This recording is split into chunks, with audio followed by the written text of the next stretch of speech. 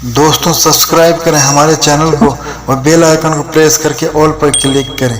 आज की कहानी एक रोचक कहानी जिसका नाम है बकरी और बाघिन। बहुत पुरानी बात है। एक गांव में एक बूढ़ा और बुढ़िया रहते थे। वे दोनों बड़े दुखी थे क्योंकि उनके बच्चे नहीं थे।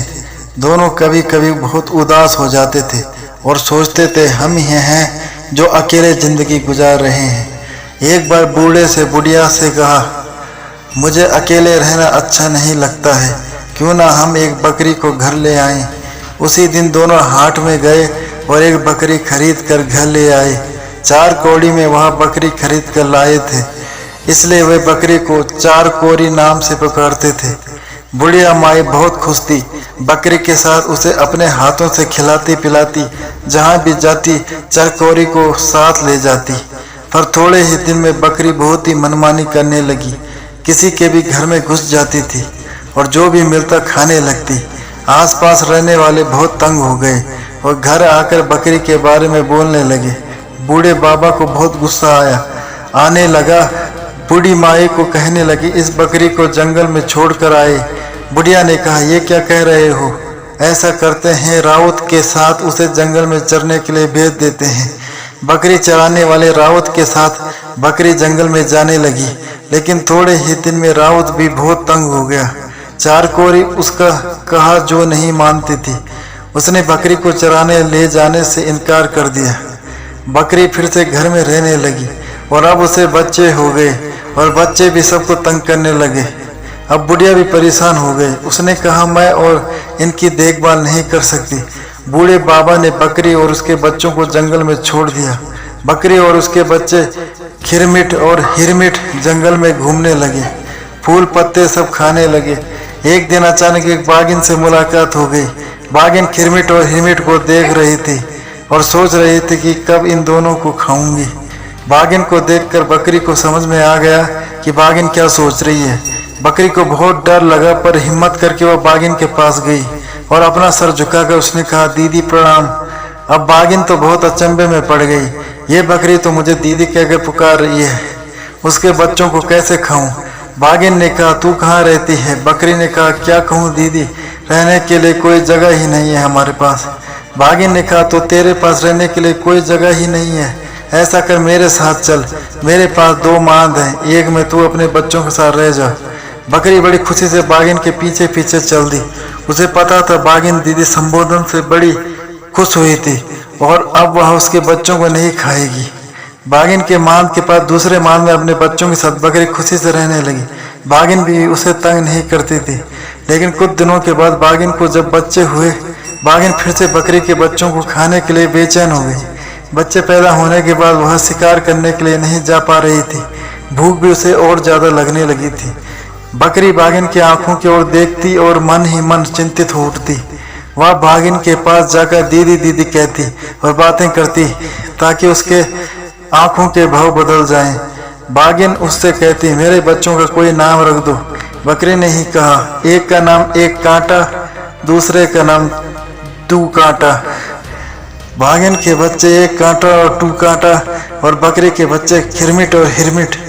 शाम होते ही बाघिन ने बकरी से कहा, तुम दोनों अगर हमारे संग सोते तो बड़ा अच्छा होता, या किसी एक को अगर भेज दो। अब बकरी बहुत परेशान हो गई, क्या कहूँ बाघिन से?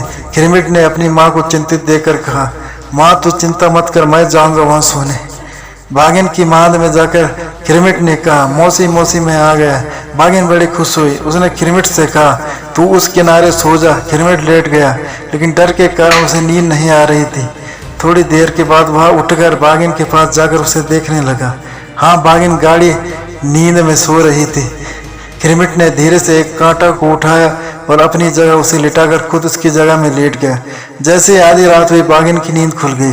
वह मांद के किनारे धीरे धीरे पहुंचे और आंखें तब भी नींद में रहने के कारण ठीक से नहीं देख पा रही थी, पर उसने तुरंत उसे खाकर सो गई। जैसे ही सुबह हुई, खिरमिट ने कहा, मौसी मैं अब जा रहा हूँ। बाघिन चौंक गई, खिरमिट जिंदा है तो मैंने किसको खाया? वह तुरंत अपने बच्चों की ओर देखने लगी। कहाँ गया मेरा एक कांटा? बाघिन गुस्से से छटपटा रही थी। उसने कहा, आज रात को आ जाना सोने के लिए। उस रात को जब खिरमिट पहुंचा सोने के लिए, उसने देखा बाघिन अपनी पूंछ से टू कांटा को अच्छे से लपेट कर लेती थी। अब खिरमिट सोच में पड़ गया। बाघिन ने कहा, जा उस किनारे जाकर सो जा। खिरमिट उस किनारे जाकर लेट गया, लेकिन उसे नींद नहीं आ रही थी। वह धीरे से मान से बाहर आ गया और चारों ओर देखने लगा। उसे एक बड़ा सा खीरा दिख गया। उसने इस खीरे को उठाकर मान के किनारे पर रख दिया और खुद अपनी माँ के पास चला आया। सुबह होते खिरमिट ने बाघिन के पास जाकर कहा, मौसी अब मैं जा रहा हूँ। बाघिन उसको देखती रह गई और फिर उसे डकार आया। या तो खीरे का डकार आया तो इस बार मैं खीरा खा गई। बाघिन बहुत गुस्से से खिरमिट की ओर देखने लगी। खिरमिट धीरे धीरे मान से बाहर निकल आया और फिर तेजी से अपनी माँ के पास पहुंचा। दाई दाई, अब बाघिन हमें नहीं छोड़ेगी, चलो जल्दी चलो, यहाँ से निकल पड़ते हैं। बकरी खिरमिट और हिरमिट को लेकर भागने लगी। भागते भागते बहुत दूर पहुंच गई। बकरी खिरमिट और हिरमिट को देखती और बहुत दुखी होती। ये नन्हे बच्चे कितने थक गए हैं। उसने बच्चों से कहा, थोड़ी देर हम तीनों पेड़ों के नीचे आराम कर लेते हैं। पर खिरमिट ने कहा, माँ बाघिन तो बहुत तेज दौड़ती है, अब तो अभी पहुंच जाएगी।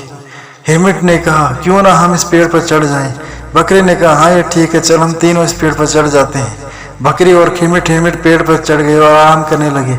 उधर बाघिन बकरियों की मांद में पहुंची। उसने इधर देखा उधर देखा, कहाँ गई बकरियां। बाहर आए उसके बाद बकरियों के पैरों के निशान देखकर समझ गई कि वह तीनों किस दिशा में गए। उसी को देखते हुए बाघिन चलती रही, फिर दौड़ती रही। उसे ज्यादा समय नहीं लगा उस पेड़ के पास पहुंचने में। पैरों के निशान पेड़ तक ही थे और बकरियों की गंध भी तेज हो गई थी। बाघिन ने ऊपर की ओर देखा, अच्छा तो यहाँ से बैठे हो सब। बाघिन ने कहा, अब तुम तीनों को मैं खा जाऊंगी, अभी ऊपर आती हूँ।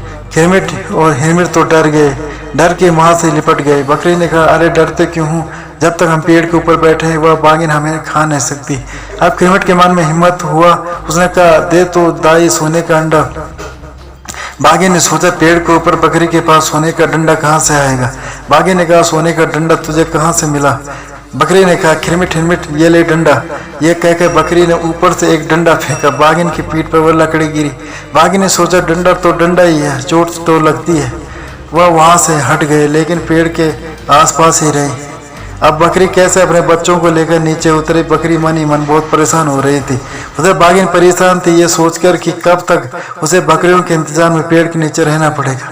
तभी बाघिन ने देखा वहां से 3-4 बाघ जा रहे हैं। सबसे जो बड़ा बाघ था उसका नाम था बंडवा। बाघिन बंडवा के पास गए, उस पेड़ की ओर संकेत किया जिस पर बैठी थी बकरियां। बंडवा तो बहुत खुश हो गया। वह अपने साथियों को साथ लेकर पेड़ के नीचे आकर खड़ा हो गया। बकरे अपने बच्चों से कह रही थी, डर किस बात का, ये सब नीचे खड़े होकर ही हमें देखते रहेंगे। लेकिन तभी उसने देखा कि बंडवा पेड़ के नीचे खड़ा हो गया। उसके ऊपर बाघिन, बाघिन के ऊपर एक बाघ, उसके ऊपर अब तो चौथा बाघ पेड़ के ऊपर तक आ पहुंचा। बकरी अब डर गई थी, कैसे बचाए बच्चों को। तभी खिरमिट ने कहा, दे तो दाए सोने के डंडा, तेमा मारो तरी के बंडा। ये सुनकर बंडवा जो सबसे नीचे था भागने लगा, और जैसे वह भागने लगा बाकी सब बाघ धड़म धड़म जमीन पर गिरने लगे। गिरते ही सभी बाघ भागने लगे। सबको भागते थे, बाघिन भी भागने लगी। बकरी ने कहा, चल खिरमिट, चल हिरमिट, हम भी यहाँ से भाग जाए, नहीं तो बाघिन फिर से आ जाएगी। बकरी अपने बच्चों को साथ ले दौड़ने लगी। दौड़ते दौड़ते जंगल से बाहर आ गए। तीनों सीधे बूढ़ी माई के घर आ गए। बूढ़ी माई को चारों ओर से घेर लिया। बूढ़ी माई और बूढ़ा बाबा उन तीनों को देखकर बड़े खुश हुए। अब सब एक साथ खुशी खुशी रहने लगे। तो दोस्तों, ये थे आज की कहानी।